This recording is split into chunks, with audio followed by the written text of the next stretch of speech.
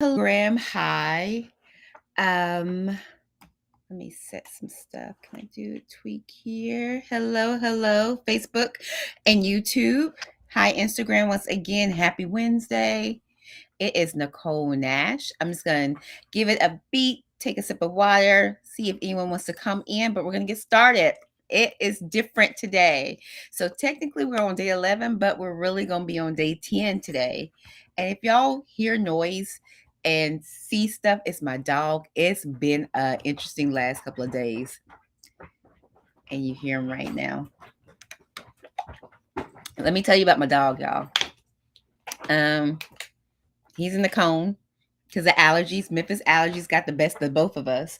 So he is in this huge cone. He goes to the doctor, the vet tomorrow. But yeah, so you're gonna be hearing a lot of noise because he's just very uncomfortable right now. So yeah, but we're gonna go ahead and get started. So you all, my name is Nicole Nash. I'm a licensed mental health therapist. My specialties are trauma and grief, and we are in the midst of, and it's day 10 of 30 days, 30 ways to level up your healing, with a special emphasis on trauma for this healing challenge. So, so here's the thing. I was supposed to go live last night. Yesterday was geared up, ready. Nothing changed. You're gonna hear the same thing I would have said yesterday. However, I promise you, it was like maybe I want to say 20 minutes before, 20, maybe 30 minutes before. Just power outage. So our city has a power outage. I'm very fortunate my power came back on around midnight. However, still please keep the city of Memphis, if y'all don't mind, in your prayers, just because there are unfortunately several families who are still without power at this time, and it's hot, y'all. So just keep Memphis lifted. But that was why I didn't go live yesterday. Interesting though, I will say, because it was overall it was a good day with the exception of that. But sometimes you got to pivot. And like I said, my word for this season is pivot. But there was still some sunlight, and so I actually had time to read. And so I picked up this book that I read about. I'm gonna show y'all. I read about once a year if I can, but I usually read it around the winter. It's called Hind's Feet on High Places by Hannah Hurned or Hernod. I don't know if I'm gonna butcher her name, but I'm gonna show it to you here. But I started picking it up, and it's one of my favorite books, y'all. And it was so interesting because it's really actually it goes into what I feel like we've been exploring over the last couple of days, which is transgenerational or intergenerational trauma. And so this book I always recommend to my clients, because I realized that when I was like I'm just shifting when it comes to who I really want to focus on. I ask myself, who comes to me? Who do I, who gravitate towards me? And as a therapist, I'll say I have several people just across the spectrum gravitate to me, but there's only certain people who I realize stick and stay with me, especially my clients. I realized even though I niche down, even within that niche, I have a specific population who I tend to attract. And so I want to share that, because if you're watching this, chances are you're part of, I would say, like my avatar, my tribe, the people who I believe I can pour into, I'll say, in that sense. And so one thing I start noticing with my clients is they're all female, of course, because of course I only see female and children. But even though they're in different professions, like I said, across the board, religion, medical, healthcare, and just different kind of, like, I say the spheres of influence, even though I attract different, they're the same type of, they're similar as far as their background. And one thing I've noticed is that, of course, it's grief, but also it's trauma, but also specifically it's generational trauma. And so in the last live I went, I shared, as far as, this is something that me and my clients, we actually talk about a lot, is transgenerational trauma. And my clients oftentimes have to deal with just family dynamics across the board. And it's actually one of the most difficult things, because every family has different values, every family has different systems, right? And when you're brought up in these values, but then when you get older and you recognize there's a shift, like you're different, that you don't actually, co-sign with some of these values, that causes a rift sometimes. So a lot of times I'm walking my client through how to navigate these transitions and these pivots, because they're finding that, who I am today doesn't really align with, with certain people. And it's not necessarily like people that you can necessarily break from, that you can, like, break yourself from, but these are people who you spent the majority of your life with. These are family members, you know, and oftentimes there's this conception, and I even had it in my family where I hear all the time, "Well, we're family, that's we're all you got." And I realized I was like, "Whoa, if no, like I'm gonna call lie to that, I'm gonna say, play on the what is it, flag on the play on that one because I do believe that God puts us in families, in specific families for a reason.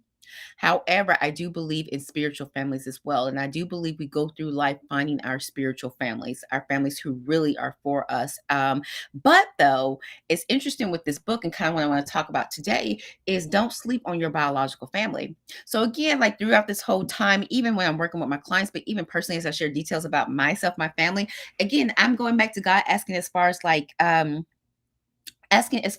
how do I be truthful, be impactful, but be respectful because I do care about my family. No family is perfect, but at the same time, there's things that we got to talk about. And these are conversations I have with my clients. Like, there's just some tough conversations you have to have, right? And sometimes you got to call a spade a spade. And just because I say this, just because it was normal in your family doesn't mean it's healthy. Just because it was something that was always done doesn't mean that it was right, you know? And I think sometimes when we get into the family dynamics, it gets tricky because sometimes people take it really, really personal. They think you're attacking the family when really, no, you're identifying that there's something different, right? So I recognized that I was attracting these individuals, these women. A lot of times they had a lot of unknown spiritual gifts. I'm prophetic. I have gifts I have other spiritual gifts too. But one thing I know is I was attracting certain type of women who they had untapped spiritual gifts. They knew they were different. They knew they were set apart, but they just didn't know what it looked like. The only thing they knew is it just caused a lot of emotional distress and a lot of misunderstanding, especially by the very people who were biologically placed in your life to actually love you. But due to their own woundedness or their own backstory, it didn't always translate that way, right? So I was realizing that I was gravitating and I was pulling certain type of women. So that's why I say I'm after the Esthers. I'm after the Ruths. I'm after the Deborahs, but I want to toss in another one. I'm after the female Moses because one thing I realized was that I was attracting a lot of female Moses. And so one thing I like about this particular book, just all in all, it's about an individual with deformities, deformed kind of limbs and deformed mouth, just different, right? But she goes through a journey because she wants to be made new. She wants to be whole, but she is born into this family called the Fearlings, the family of the Fearlings, and it's like some of her cousins are pride, bitterness, gloomy, and also the one evil character is Craven Fear, and his character brings out the most fear. But she's born into this family with a lot of disbelief and a lot of just like settling. And so I love this book and I recommend it so many times to my clients because I find they are like the main character, which is Much Afraid, right? Who, in the end, I'm not going to give a spoiler alert, but in the end, it has a Moses effect, meaning the very family that we're brought into, the very family that may make you feel misunderstood, that may make you feel like there's something different, may be the very family that you have to go back and deliver. I call it the Moses effect. And so that's why I'm out there, the female Moses, because I saw this a lot with my clients, right? And so I want to go into, like I said, I shared some about my family background and how I personally start noticing things within my family background that I start noticing things within my family background where I realized I didn't want that path. I wanted something different. I always felt different. I always thought differently. And I say different because I never thought I was better than anybody else. Shout out to the Daniels, to the Daniels Den. That's one thing that just a common motto is that, we're not better. We're just different, right? So I always just felt different. Even from when I was a child, I just felt that I was just different, right? And so there were things in my family, like I said, I was able to go back 3 generations and I was able to see, hi, I was able to see there were some family commonalities that I didn't want in my mix. When I had children, I just didn't want to bring that into the future narration when it comes to the storyline when it came to my kids, right? And so one thing I had to learn, and I wouldn't say it's one thing, it was many things, but I think the most simple but profound thing I had to learn was personal choice. So, there was a couple I think nights ago I said that we're comprised of three different components. We're comprised of our biological genetics and things like that, which we just got to deal with. But we're also comprised of our environmental upbringing and exposure. That's the family unit or whatever family you were raised in and whatever you were exposed to. But also the third thing, and this was really is very simple, but it's profound because it's actually the hardest thing. Is the other thing we're comprised of is personal choice. And so it started with me making a personal decision that I wanted something different, right? And yeah, I wish I could say, "Ooh, I got it right," and I went ahead and I went back my healing journey. That wasn't the case whatsoever. Because even though I knew up here that I needed to make some changes so that I didn't like have some similar stories or I didn't repeat, history, it didn't plant here. Right. And so I actually posted the other day that, obedience will position you to receive God's blessing, but faith is a precursor to obedience. Right. And so it first had to deal with my mindset. Like, I honestly, I'm gonna be real. When you're exposed and all you know is like broken homes, all you know is single parent homes, all you know is strife, all you know is a lot of stuff, and you don't have like examples of things that could be different. Like, it took a lot of creativity in my part. I'm gonna be real to be like, oh, there has to be something different. So when you're not exposed to certain things, it's hard, right? So it was about a faith move, right? So before I can even walk it out, I actually had to begin to conceive that different was actually possible even within my family, right? And that was very challenging, because I'm gonna be real.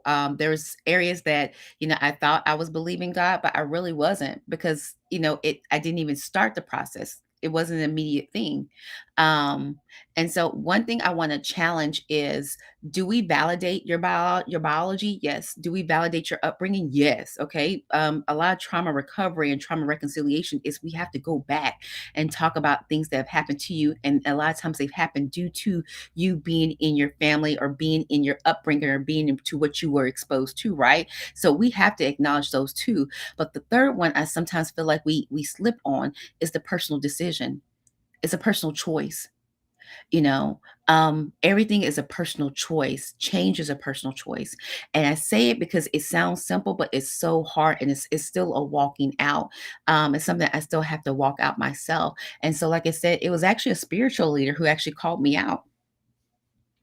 Like, do you really have faith?" And she called me out and she says, "You're lacking faith. You haven't moved because you lack faith. You haven't did this yet because you lack faith." And I realized again, I do truly believe there's a difference between um believing that there's a God and believing actually in God, meaning having that faith, right? But I want to normalize, because it is sometimes a struggle when you don't have true examples. So it was honestly when I started getting exposed to other things, to other ways of living, to other, like, oh wow, this is what healing looks like. That's what piqued my interest. And so that did spark my personal decision, my personal choice too. And so I wanted to share that, as far as one of the most profound things. If you truly want to pivot, if you truly want to heal forward, and if you truly want different in your life, regardless of your family, regardless of your trauma, regardless of your backstory, regardless of what you see around you, the power lies in you always have a personal choice. So for tonight, what I really want to pose for y'all is to ask yourself, like, if you are frustrated, if you know you're tired, okay, if you know that, wait a minute, there's something that you feel is out there that's more for you, and you haven't gotten there yet, the question is, what is holding you back? And it may be a faith thing. And I'm not saying this to shame you. I'm saying this because you got to be real, right? Because yes, you have to actually believe it's true, um, before you can actually step out there. So I want to share that, right? The other thing I kind of want to talk about tonight is I want to go to the R in my arch. So A stands for address your past pain, but the R, which kind of segues into what I'm talking about tonight, the R is you have to realign your current self with your future fruits. So I want you all to, as you're really asking yourself, are you ready? Are you really ready for any kind of changes in your life? Because it is a personal choice. One thing I want you to continue to do is envision what the future fruits look like for you. What's that future version of you? What does that look like? What are you doing differently? How are you acting? How are you thinking? What mindsets are you entertaining?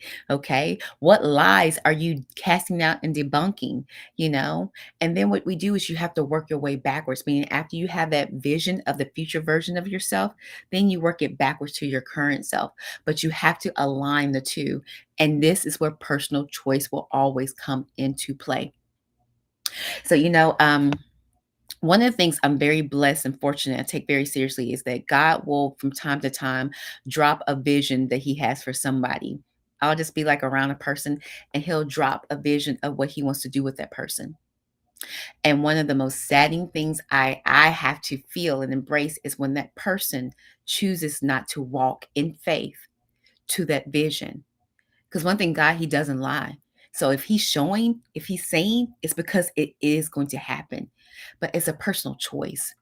That's what He all gives us. He gives us free will, right? And so one of the most disheartening things I see is when, God tells me to go and share a word, share encouragement, say, hey, that choice, like, do you want, a region? Do you want nations? Do you want a nation? What do you want? And it's all a personal decision. And when you see that person not step up, I promise you, it's one of the most disheartening things, And sometimes even in session, God will say, "Hey, drop this on them."